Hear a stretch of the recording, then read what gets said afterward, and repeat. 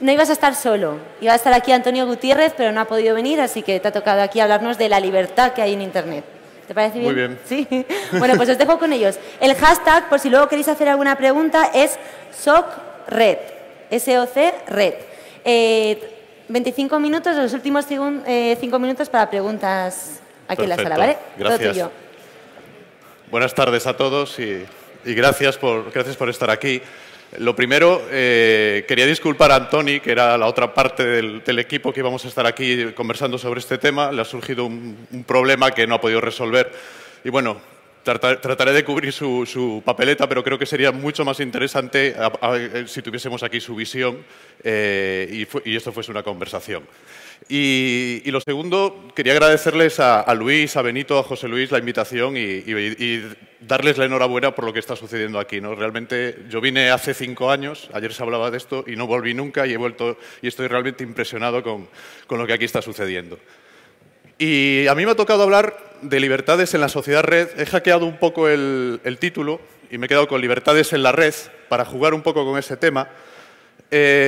Quizás voy a hacer un poco de malo a propósito, voy a actuar un poco, porque voy a tratar de ser crítico, autocrítico conmigo e incluso con todos los que estamos aquí, porque creo que la visión crítica es importante para poder continuar desarrollándonos, ¿no? y avanzando.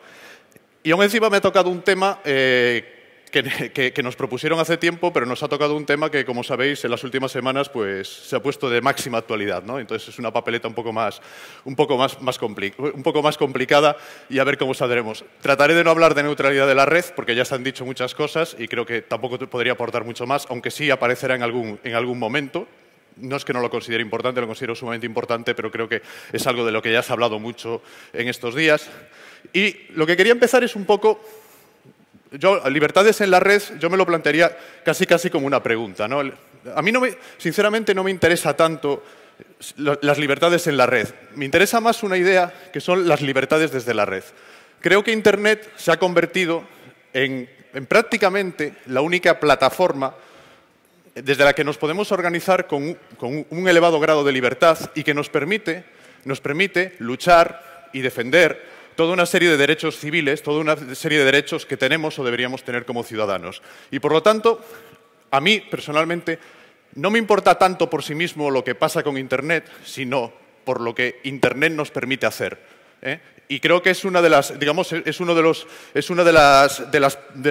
los pocos reductos de verdadera libertad que estamos conservando y que aparte tiene la capacidad de cambiar muchas otras cosas en este mundo. Y de eso es de lo que voy a hablar. En realidad, os voy a contar, yo creo que esto de la libertad y de las libertades y de los derechos, en estos momentos estamos viviendo en el mundo 5 grandes batallas.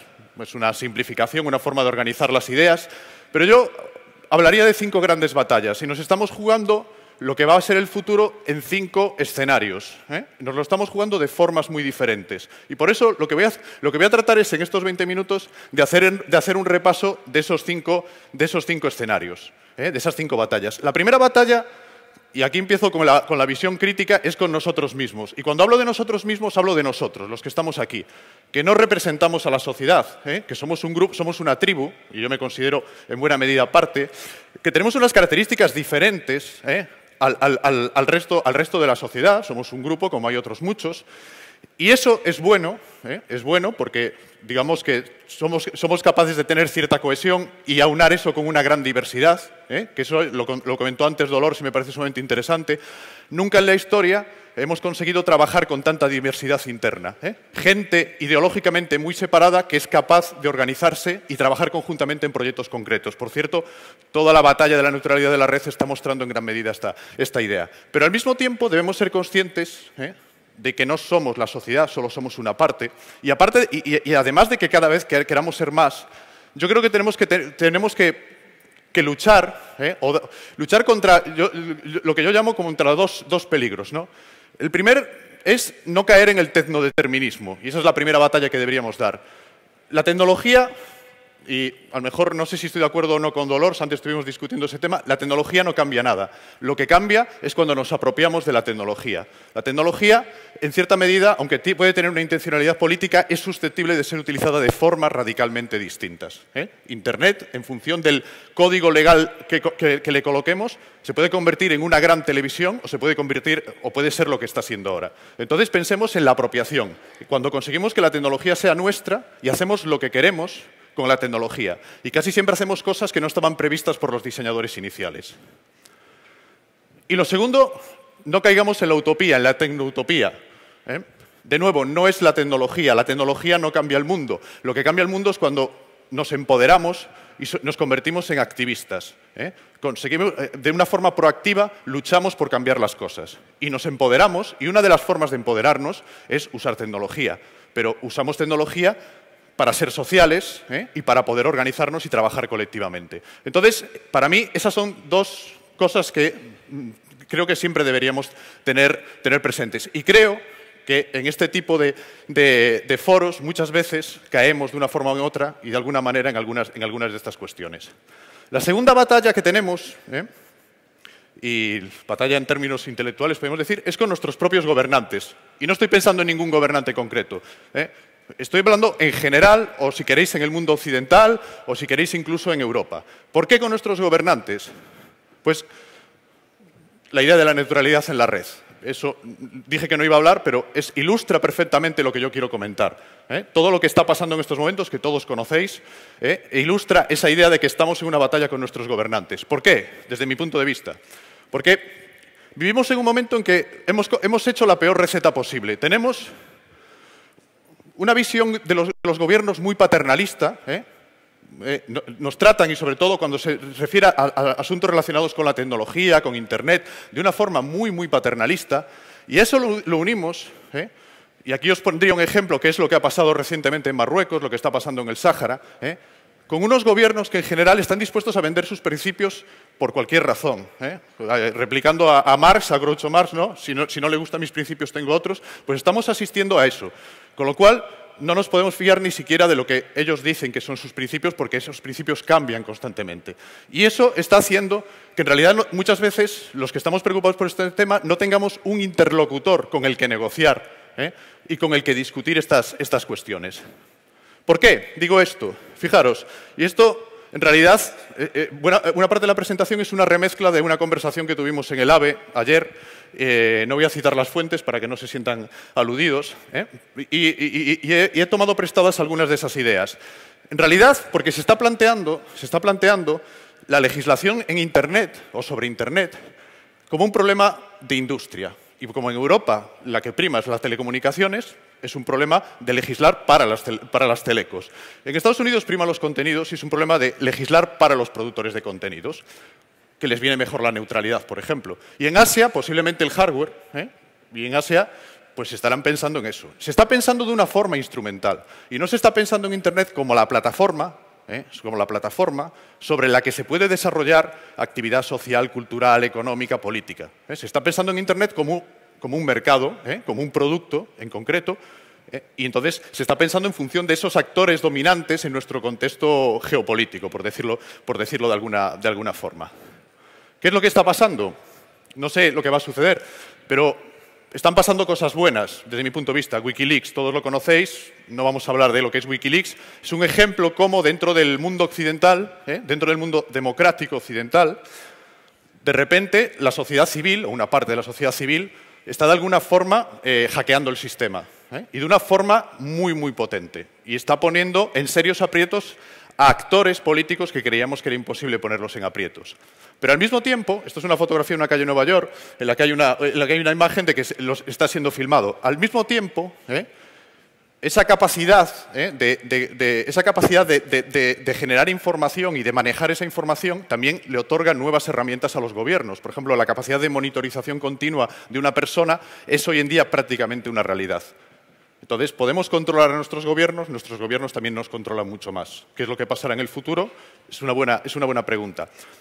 Y al mismo tiempo, y esto es parte de la tecnoutopía, Esto es una portada de una revolución política que hubo en Moldavia, un país que tiene un régimen dictatorial. El Foreign Policy, una revista prestigiosa, hablaba de la revolución de Twitter, ¿no? Se habló mucho estos años de la revolución de Twitter. La verdad es que muchos países con regímenes dictatoriales tuvieron serios problemas por culpa de Twitter y de las redes, pero también es verdad que ninguno de esos gobiernos cayó o cambió, ¿eh? Y la situación sigue siendo prácticamente igual en todos esos sitios. Tanto es así que, por ejemplo, conoceréis a Malcolm Gladwell, que es un periodista de The New Yorker, posiblemente el periodista mejor pagado en Estados Unidos y posiblemente en el mundo, publicaba hace poco un artículo muy crítico que decía que en realidad esto de Twitter y Facebook no permite activismo, ¿eh? Yo no estoy de acuerdo con él, creo que se olvida de muchos otros elementos, pero era una crítica muy fuerte. Decía que en realidad el uso de las redes sociales debilitaba a la sociedad porque nos convertía en una especie de activistas de salón. Esa es una parte de la historia, pero no tenemos por qué convertirnos en activistas de salón. Podemos utilizar de forma muy potente las redes sociales y seguir siendo activistas donde tenemos que ser, ¿eh? En los sitios donde nos toca, en la calle, en la universidad, en la empresa, donde nos toque a nosotros jugar, por decirlo de alguna forma. Pero ese peligro está ahí. Bueno, me voy a pasar alguna cosa para tampoco consumir mucho tiempo. Tercera batalla. La tercera batalla yo creo que es con la industria, con los servicios comerciales que nos proporciona Internet y, sobre todo, con la inhibición de las administraciones públicas. Trataré de explicar esta idea. Y siento demonizar algo en concreto que yo uso, además, pero voy a utilizar el caso de Facebook, que no es más que un ejemplo, pero un ejemplo sumamente importante, porque lo usan 500 millones de personas. Y en ese sentido, hay quien dice que Facebook se está convirtiendo en una Internet dentro de Internet, ¿eh? Entonces, quiero decir que para mí es un ejemplo extremadamente importante, pero no es más que un caso y podemos decir otro. ¿Y a qué me estoy refiriendo? Bueno, esto es un pantallazo de los términos de uso, de las condiciones de uso que tiene Facebook. En realidad necesitaría 15 o 20 pantallas, ¿eh? Ahí hay toda una serie de digamos, un código legal que supuestamente todos deberíamos entender antes de utilizar esa herramienta. Todos sabemos que nadie se ha leído esto, ¿eh? O muy poca gente se lo ha leído eso, y que mucha gente no sabe lo que pone ahí. Ese es un primer problema. Esto es la otra parte, los términos de privacidad. ¿Qué se puede hacer con mis datos? ¿Quién puede ver mis datos? ¿Que son míos mis datos o de quién son mis datos? ¿Qué es lo que está pasando? Por ejemplo, en el caso de Facebook y de otros sitios? Está habiendo una especie de negociación difusa entre los usuarios y la industria, ¿eh? Hay batallas continuas en las que Facebook cambia las condiciones de uso y hay revueltas de algunos usuarios y a veces vuelven a cambiar las condiciones de uso para que la gente no se vaya, etcétera, etcétera. Estamos negociando una red, un montón de gente de forma difusa, a veces más, a veces menos, contra un actor dominante, que en este caso es una red social. ¿Cuál es el problema de esto? El problema de esto es que muchas veces pasan cosas de este tipo, ¿no? En expansión, en el Wall Street Journal, digamos, denunciaban hace poco que estaba vendiendo datos de los usuarios. Estas noticias salen un par de ellas prácticamente cada día. Pero ¿cuál es el problema? El problema es que hay una inhibición de la administración, de la política. Vivimos, por ejemplo, en un país que tenemos DNI electrónico, pero que no dice nada sobre estas cuestiones que os estaba diciendo aquí. Entonces, no hay nadie que vele, que marque unas reglas de juego. Los usuarios tratamos de marcar las reglas de juego. No hay alguien que vele porque haya unos estándares abiertos, porque haya una transparencia en esos servicios, porque las licencias con las que manejamos nuestra información sean abiertas y sean flexibles. Nosotros decidamos la licencia y no la decidan otros. Porque los datos, esto habló Juan Varela ayer, porque los datos sean nuestra propiedad nuestra y hagamos lo que queramos con ellos y, por supuesto, nos lo llevemos y tengamos la capacidad de llevárnoslo siempre. Porque ayer decía, yo quiero llevarme mis datos de Facebook. Bueno, pero ¿y dónde los coloco después? ¿Qué formatos están utilizando? Y, por supuesto, en la base de todo esto está la idea de neutralidad en la red. Entonces, estas son como micro batallas que tenemos dentro de esa gran guerra que nosotros estamos librando con servicios que al mismo tiempo usamos y disfrutamos y usamos intensamente y en el que creo, desde mi punto de vista, que hay un papel de lo público que no se está jugando. Y no se está jugando porque no saben cómo jugar, porque generalmente no entienden cuál es el problema y cómo tienen que actuar ante ese problema.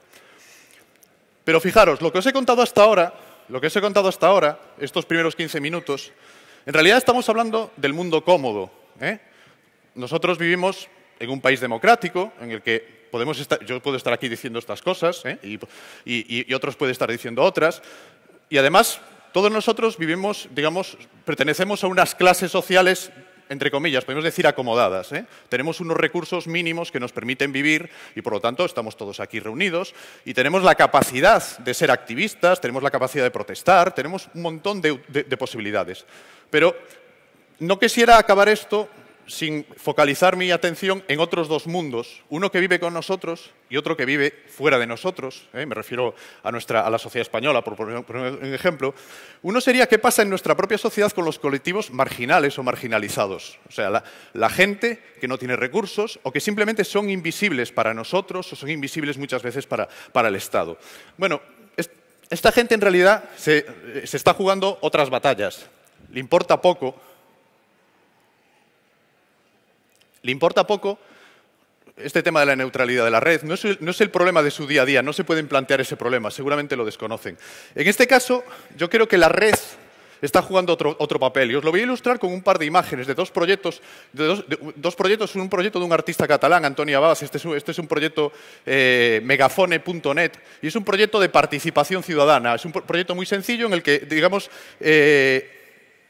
le proporciona tecnología a colectivos marginales, que pueden ser prostitutas en Colombia, taxistas en Medellín, creo que era, o en México, los motoboys en Sao Paulo o los discapacitados en Barcelona. Y ellos cuentan su propia historia, narran su propia experiencia, cuentan cómo viven ellos la ciudad y cómo viven su vida. ¿Por qué esto es importante? Porque de repente están siendo visibilizados. Es casi la primera vez en la historia, que estos colectivos, esta gente que no tenían forma de contar su historia, la están contando. Se está haciendo visible al resto de la sociedad. Y este es un primer paso esencial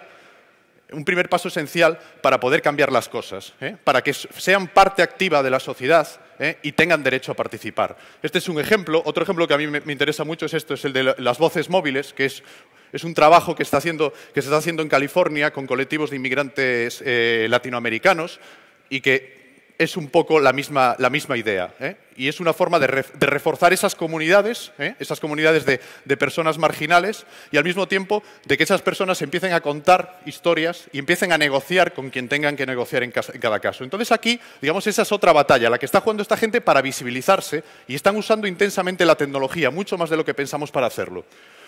Y lo último que quería decir es la batalla que se juega la ciudadanía, todos, en las sociedades no democráticas, o en los países autoritarios, o las dictaduras. ¿A qué me refiero?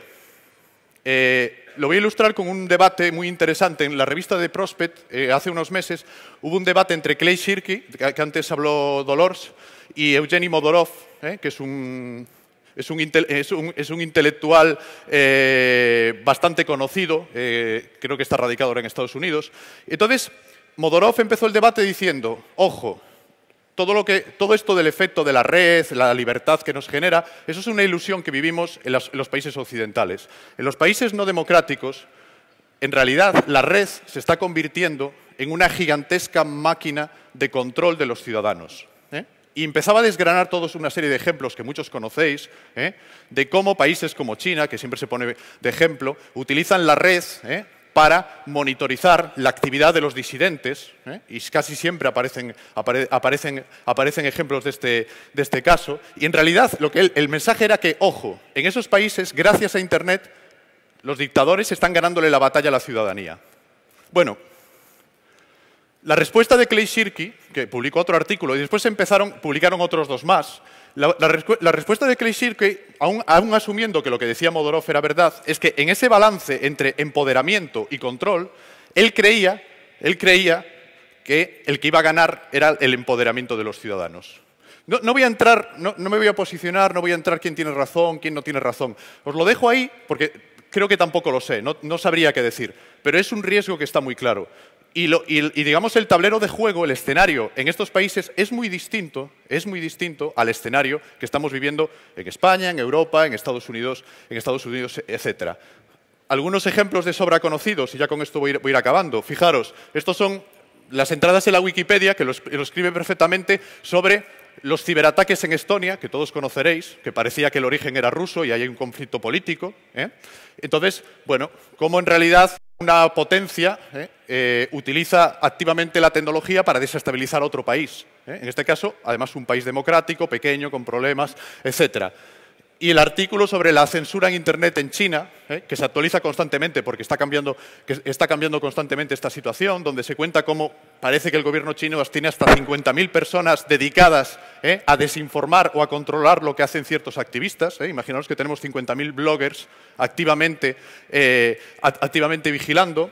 Entonces, para mí, sinceramente, lo que pasa en China, sobre todo por el tamaño que tiene, es como un laboratorio. Es un laboratorio de lo que puede pasar en el resto del mundo, incluso en el mundo, digamos, libre o en el mundo democrático. Porque fijaros, y ya para acabar vuelvo a lo de Facebook. Para mí hay una analogía entre Facebook y China, porque Facebook y China los consideramos durante mucho tiempo universos dentro de un universo más grande. Una Internet dentro de una Internet o casi un mundo dentro de otro mundo. Y ahora, en el caso de China y en el caso de Facebook, mucha gente se está empezando a preocupar porque parece que ese universo que parecía más pequeño está como captando el grande. El grande se está convirtiendo en el pequeño. O sea, tienen una capacidad de, digamos, de transferir ese modelo. Entonces, creo que esta última gran batalla, que no nos afecta directamente, en realidad sí nos afecta. Sí nos afecta porque lo que pasa ahí le va a afectar a buena parte de la población. Las referencias que salgan de ahí se pueden aplicar en otros casos.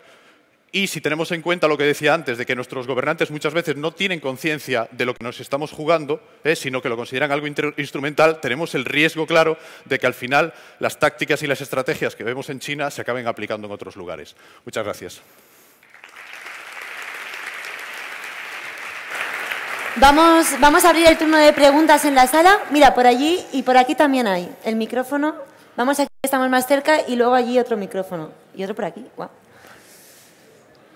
Vale, primero que se levante. ¿Yo? Sí. Bueno. Hola, soy Nando Merino y me gustaría hacerte una pregunta. Cuando hablas de la libertad en la red, nos vamos un poco a China, unos ejemplos un poco concretos, pero estamos en España, un país donde Telefónica, el líder de comunicaciones, soltó la bomba de que quería cobrar a Google por usar sus redes. Hace poco una moción en el gobierno se deniega dándole la razón a la moción. Es decir, ¿hasta qué punto somos libres en un país desarrollado, entre comillas, como España, en diferencia a China, si nos están controlando de la misma forma?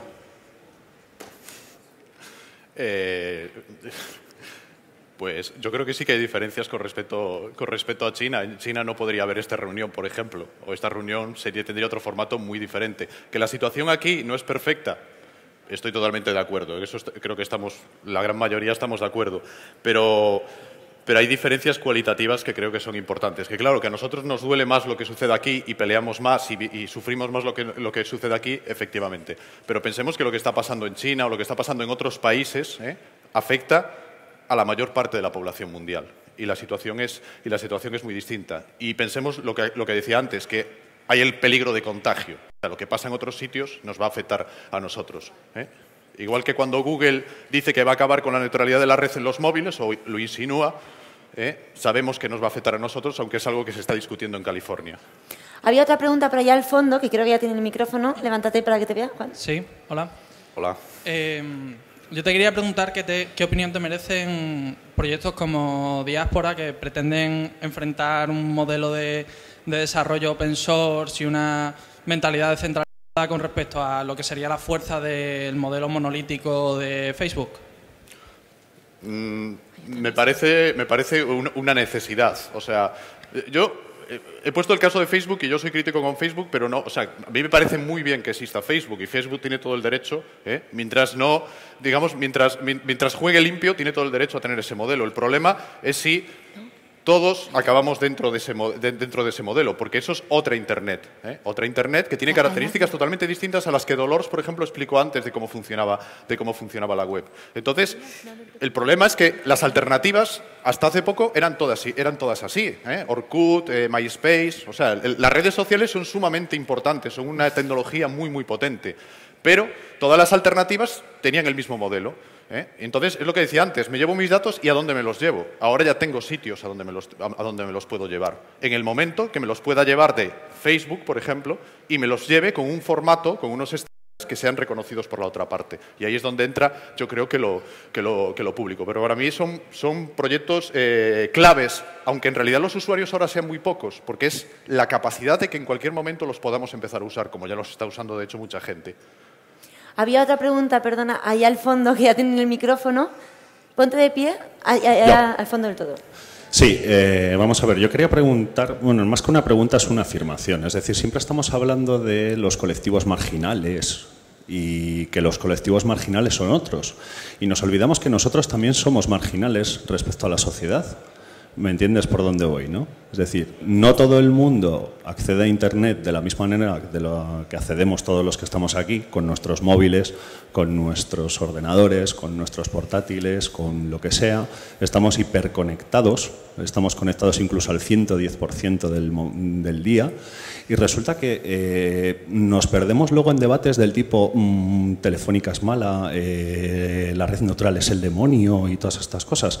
¿No creéis que hay cosas mucho más importantes ahora mismo, que además son mucho más importantes, no solo en el sentido de lo que estamos hablando, de todo el debate que ha habido esta semana de la neutralidad en la red, sino el empoderamiento de la ciudadanía y la posibilidad de que todo el mundo pueda utilizar y conocer estas herramientas? Sí, yo estoy totalmente de acuerdo con lo que planteas, a ver, con algún matiz. Es que, en realidad, clasificar a la gente entre marginal y no marginal es una arbitrariedad, o sea, eso es un continuo, ¿eh? Entonces, tú utilizas marginal en nuestro caso en otro sentido. O sea, nosotros somos marginales, pero por la parte de arriba, por decirlo de alguna forma, ¿no? Porque digamos que disponemos de un montón de cosas que otra gente no dispone y tenemos unas competencias, un aprendizaje que otra gente aún no ha desarrollado. En ese sentido, también podemos ser así. Pero quiero decir que siempre es una simplificación que nos vale para entendernos, pero efectivamente todos tenemos cierto grado de marginalidad en nuestras vidas. Lo que dices tú, estoy totalmente de acuerdo, pero, ojo, hay debates que sí son realmente importantes, porque todo lo que tú dices que es importante, el empoderamiento, etcétera, el que eso se pueda suceder en realidad depende de unas condiciones previas. La neutralidad de la red es una de ellas. Sin neutralidad de la red, posiblemente todo ese proceso de empoderamiento no sucedería. Entonces, esos sí que son debates que son realmente importantes. Me parece mucho más accesorio, por poneros un ejemplo, aunque también sea sangrante, el debate del canon, la piratería. Bueno, eso es algo que realmente ni los que están legislando van a cambiar nada, ni nos afecta demasiado, aunque hagamos mucho ruido sobre ello. Pero, en cambio, el debate de la neutralidad de la red sí que nos afecta radicalmente, creo yo, en ese sentido, en el sentido de empoderamiento. Bueno, Juan, había una pregunta más, pero yo le invito a la persona que está en la tercera fila, que tenía la pregunta, que salga al tercer tiempo, que vas a estar allí, que converse contigo tranquilamente. Un aplauso para Juan. Muchas gracias. Muchas gracias.